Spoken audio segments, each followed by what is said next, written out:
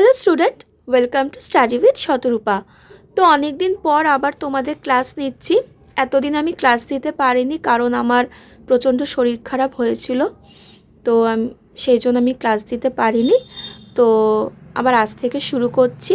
এটা হচ্ছে class number 12। আগের 11টা ক্লাস যারা দেখোনি অবশ্যই দেখে নিও, আমি প্লেলিস্ট বানিয়ে দিয়েছি, তো দেখে নিও। তো আজকের সেটেও আমি 10টা মতো প্রশ্ন রেখেছি, আর এই প্রশ্নগুলো যে কোনো পরীক্ষাতে এসেছিল। তো প্রথম প্রশ্ন দেখো কি বলেছে। ভিটামিন B12 অভাবে হয় ভিটামিন B12, যেটা হচ্ছে তোমার একটা ওয়াটার সলিউবল ভিটামিন, ঠিক আছে। তো এই ভিটামিনের অভাবে কি রোগ হয়? Aplastic anaemia, sickle cell anaemia, normocytic anaemia, pernicious anaemia.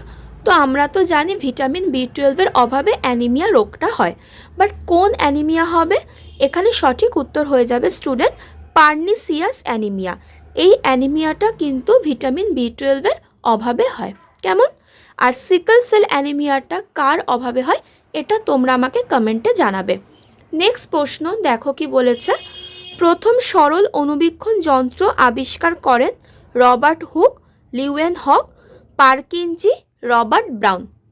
তো প্রথম সরল অণুবীক্ষণ যন্ত্র আবিষ্কার করেছিলেন বিজ্ঞানী লিউয়েন হক, ঠিক আছে। রবার্ট হুক কি আবিষ্কার করেছিলেন আর রবার্ট ব্রাউন কি আবিষ্কার করেছিলেন, এই দুটো তোমরা কমেন্টে জানাবে। আশা করি তোমরা প্রত্যেকেই জানো। নাইট্রোজেনের সংবন্ধন হলো নাইট্রোজেনের তরলীকরণ, পরিবেশের নাইট্রোজেনকে প্রয়োজনীয় জৈবতে পরিণত করা, বায়ু থেকে নাইট্রোজেন তৈরি করা, না নাইট্রোজেনকে HNO3 মানে নাইট্রিক অ্যাসিডে পরিণত করা।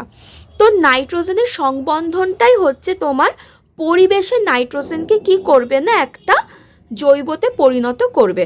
তাহলে এইগুলো কিছুই হবে না, অপশান বি হয়ে যাবে সঠিক উত্তর।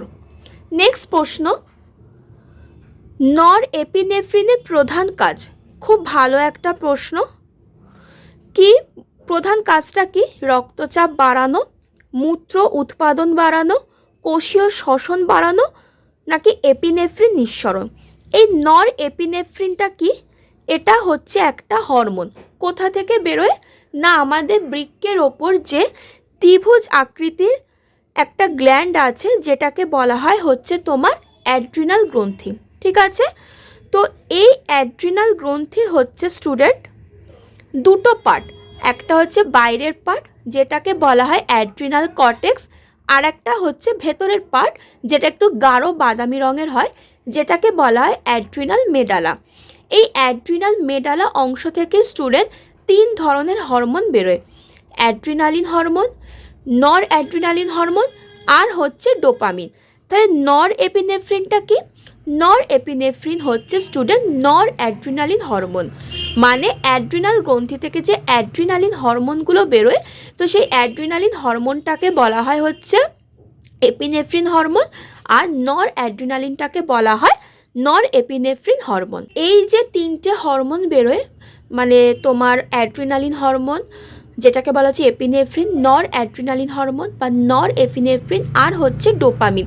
তো এই 3টে হরমোনকে একসাথে বলা হয় হচ্ছে তোমার ক্যাটেকোলামাইন্স, ঠিক আছে। ক্যাটেকোলামাইন্স। কেমন? যদি এইভাবেও কোশ্চেনটা আসে যে নিচের কোন হরমোনটা হচ্ছে একটি ক্যাটেকোলামাইন্স, তাহলে কি বললাম নামগুলো? অ্যাড্রিনালিন, নর অ্যাড্রিনালিন, আর হচ্ছে ডোপামিন। এই 3টে হরমোনকে একসাথে বলা হয় ক্যাটেকোলামাইন্স। তাহলে আমাকে জানতে চেয়েছে যে এই নর এপিনেফ্রিন বা নর অ্যাড্রিনালিনের প্রধান কাজ রক্তচাপ বাড়ানো, মূত্র উৎপাদন বাড়ানো, কোষীয় শ্বসন বাড়ানো, এপিনেফ্রিন নিঃসরণ।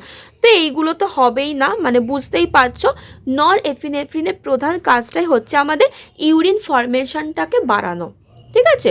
মূত্র উৎপাদনটাকে বাড়ানোই হচ্ছে এর প্রধান কাজ। ক্লিয়ার? কোন প্রাণীতে সব থেকে কম সংখ্যক দেহখণ্ড আছে? চ্যাপ্টাকৃমি, কেঁচো, চিংড়ি, আরশোলা। তো আমরা জানি যে কেঁচো বলো, চিংড়ি বলো, এরা হচ্ছে সব ছোট ছোট, মানে এদের দেহটা আর কি ছোট ছোট খণ্ডে বিভক্ত। তো এখানে জানতে চেয়ে যে সব থেকে কম দেহখণ্ড কার আছে, সঠিক উত্তর হয়ে যাবে আরশোলা। ঠিক আছে, এটাও একটা ভালো প্রশ্ন। কনফিউশনটা কোথায় হবে বলো তো? কেঁচোর সাথে আরশোলার কনফিউশনটা হবে। তো তোমরা উত্তরটা জেনে নিলে আরশোলা হয়ে যাবে সঠিক উত্তর। নেক্সট প্রশ্ন, উদ্ভিদরা কোন রূপে গ্লুকোজ সঞ্চয় করে রাখে? এটাও ভালো প্রশ্ন। এই মানে প্রত্যেকটা প্রশ্নই খুব ভালো। তো উদ্ভিদরা কোন রূপে গ্লুকোজকে স্টোর করে রাখে? মনোস্যাকারাইড রূপে, সেলুলোজ রূপে, স্টার্চ রূপে, নাকি গ্লাইকোজেন রূপে? তো গ্লাইকোজেন হবে না, আমরা জানি গ্লাইকোজেন হচ্ছে আমাদের যকৃতে সঞ্চিত থাকে। তো উদ্ভিদ যেহেতু বলেছে, তো উদ্ভিদরা গ্লুকোজকে তোমার স্টার্চ রূপে সঞ্চয় করে রাখে। ঠিক আছে, নেক্সট প্রশ্ন দেখো কি বলেছে, ডিএনএতে অনুপস্থিত নাইট্রোজেন বেস কোনটা? আমরা জানি ডিএনএতে দুটো ধরনের থাকে, একটা হচ্ছে পিউরিন বেস আর একটা হচ্ছে পিরিমিডিন বেস। পিউরিন বেস হচ্ছে অ্যাডেনিন গুয়ানিন, পিরিমিডিন হচ্ছে থিয়ামিন সাইটোসিন। ঠিক আছে, তাহলে কোনটা থাকে না জানতে চেয়েছে? অ্যাডেনিনও থাকে, থাইমিনও থাকে, সাইটোসিনও থাকে। তাহলে থাকে না হচ্ছে ইউরাসিল। তো ইউরাসিলটা কোথায় থাকে না? এটা পাওয়া যায় হচ্ছে আরএনএতে। ঠিক আছে, নেক্সট প্রশ্ন কি বলেছে দেখো, কোনটা বৃক্কের কাজ নয়? এটাও একটা ভালো প্রশ্ন। বৃক্কের কাজ নয়, ultrafiltration, tubular reabsorption, tubular secretion, নাকি ফ্যাগোসাইটোসিস? তোমরা অপশান দেখে বুঝতে পারছো, ফিল্ট্রেশন বলো, রিঅ্যাবজর্পশন বলো, টিউবিউলার সিক্রেশন বলো, এগুলো সবই হচ্ছে আমাদের কিডনির কাজ। কিন্তু আমাকে জানতে চেয়েছে নয়। যখনই কোনো নেগেটিভ প্রশ্ন পাবে, প্রশ্নটা না খুব ভালো করে পড়বে, এটা ভুল হয়।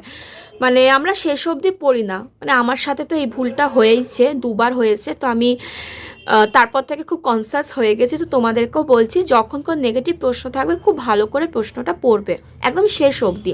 তাই নয় জানতে চেয়েছে, ও এইগুলো সবকটাই হচ্ছে কিডনির কাজ। তাহলে নয় অ্যান্সার হয়ে যাবে ফ্যাগোসাইটোসিস। তো ফ্যাগোসাইটোসিস কি? ফ্যাগোসাইটোসিস হচ্ছে একটা পদ্ধতি, যেই পদ্ধতিতে নিউট্রোফিল কি করে না, রোগ জীবাণুদের ধ্বংস করে। পেলেগ্রা রোগ হয় কার অভাবে? Vitamin B3, vitamin B5, vitamin B6, vitamin B7।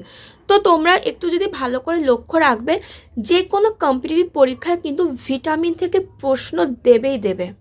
যে কোনো পরীক্ষা, তোমরা সেটা WBCS বলো, CGL বলো, যাই পরীক্ষা হোক, সেন্ট্রাল স্টেটের যাই পরীক্ষা হোক না কেন, ভিটামিন থেকে কিন্তু প্রশ্ন থাকে।